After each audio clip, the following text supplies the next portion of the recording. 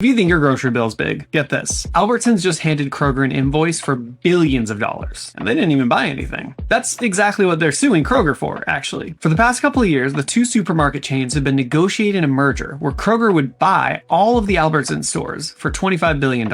In Arizona, that would have meant all 134 Albertsons would get turned into Fry's. And after that, grocery prices would have gone up even more, based on data from past grocery mergers. Well, and the fact that the Kroger CEO openly admitted that he uses opportunities like this to jack up costs and price gouge people. Kroger's senior director for pricing admitted in a sworn testimony that when it came to products like milk and eggs, Kroger's raised prices more than they needed to, also known as price gouging. The head of pricing at Kroger said, quote, on milk and eggs, retail inflation has been significantly higher than cost inflation. Translation, we raised prices more than we needed to. And from a soulless, profit-driven perspective, it makes sense. The Fry's downtown sells a dozen eggs for $2.69, and the Safeway on Camelback sells them for $4.99 a dozen. Why would they buy out the competition and then lower their prices to match them anyway? The purpose of giant mergers like these is to cut out the competition so you don't have to make prices competitive. In Arizona, we've got three major grocery stores: Albertsons, which owns Safeway; Kroger, which owns Fry's and Smith's; and Bash's', which also owns AJ's and Food City. There are bigger stores that sell groceries like Walmart and Target, and smaller chains like Trader Joe's and Sprouts, but the big three are the main grocers. And most people don't have all of those options. So if these grocers merge in an area that only has a few choices, it makes it that much easier to price gouge, which again is what the CEO says that he likes to do. Arizona Attorney General Chris Mays, who sued to stop the merger, argued that not only would the newly merged Kroger raise their own prices, but they would have enough of the market share to cause other stores to raise their prices as well. The Biden administration's Federal Trade Commission and our judicial system agreed with Mays. Consolidating grocery stores would lead to higher costs, so they nixed the deal. And Albertsons, who also knew a merger would mean more money for shareholders at the expense of consumers, is now suing Kroger for billions of dollars in damages because they claim that Kroger didn't do enough to push the merger through. And that is just the type of competitive nature we love to see. If they're fighting with each other, odds are they won't take the chance to price gouge us.